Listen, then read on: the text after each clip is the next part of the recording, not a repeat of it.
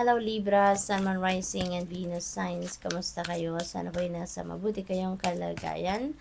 Welcome back po sa Star Tarot. Kung bago kayo dito, welcome din kayo. Thank you sa inyong support.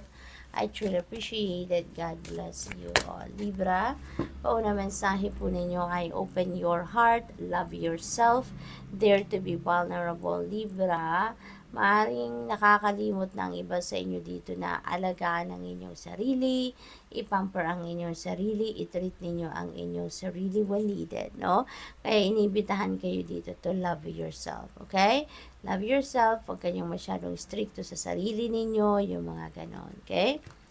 We have stand in your power, be passionate about your vision, bring about positive change. Ayan. So, maaaring ang iba sa inyo din dito, meron kayong gustong gawin, meron kayong mga plano, meron kayong mga ideas, pero maaaring hindi pa ninyo yan isinasakatuparan. Maybe you are not yung bang hindi nyo pa yan ginagawa ng paraan para tawag dito, ma-carry out ninyo kung ano man yung mga plans ninyo, no? Or yung mga goals ninyo. Kaya you're being invited here to stand in your power. Okay? Stand in your power. Gawin na ninyo kung ano man yung ine-envision ninyo for yourself. Start doing it. Start carrying it out. Okay? And you can make a change. You can bring about positive change sa buhay ninyo. We have magical crystal cave. Switch on your inner light. Bring forward your gifts. Ayan. So, maybe, no, yung inyong, yung pagbabagong ito na mangyayari sa buhay ninyo is also magsisimula, no, sa pag-acknowledge ninyo or sa embrace ninyo ng inyong mga gifts, no? So, maaaring now is the time that you're going to embrace your gifts, no? Switch your inner light, no? And use your light to help other people find their own light. So, maaaring kayo ay magiging inspirasyon ng maraming tao, maaaring kayo ay magmo-motivate ng mga tao, mag-inspire in different ways. Okay? So, what else? We have entered the magic, live in the now, seize the moment. Ayan, Libra. Inibitahan kayo dito ng universe to live in the now.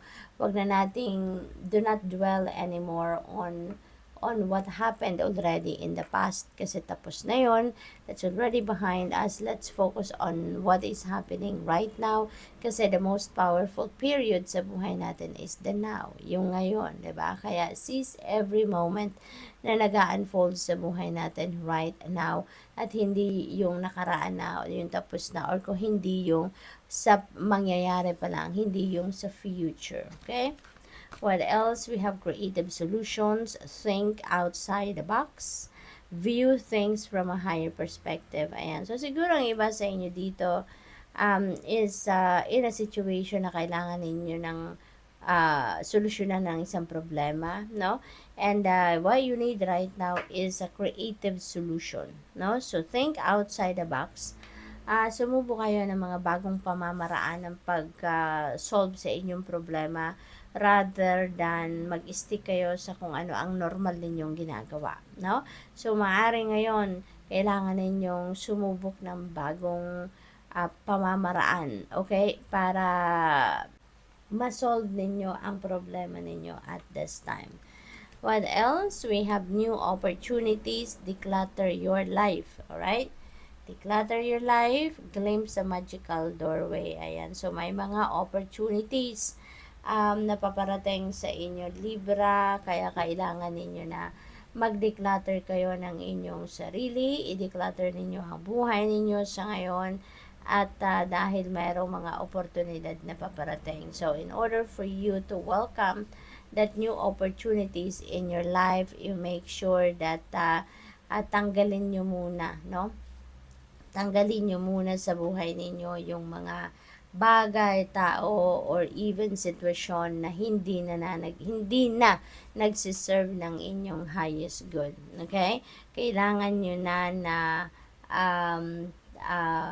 you need to make room sa sarili ninyo, okay? Para nang sa gayon ay maging maging bukas or magkaroon kayo ng space para sa mga opportunities na ito.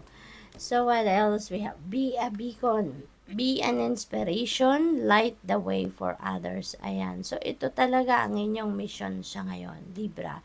You're being called now to be a beacon for others, to be an inspiration, to use your own light, no, to find other people's light. So parang you are being asked now to do something bigger than yourself. No, napakaganda kasi you will be fulfilling your destiny. You will be fulfilling your purpose in life sa ngayon. So napakagandang panawagan ito sa inyo na gamitin nyo na ang inyong mga gifts sa ngayon because sa pamamaraan nito, magagamit ninyo yung mga gifts ninyo na yan para kayo ay mag-inspire na maraming tao, no?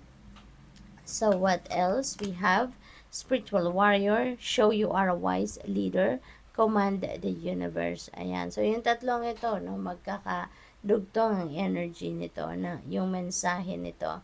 So siguro talaga ang iba sa inyo will be a very wise and compassionate leader. Nasa sa inyo yung leader quality. You have a leader quality. You have a potential to be a leader. At napakaganda rin nito kasi kayo yung magiging inspirasyon ng maraming tao.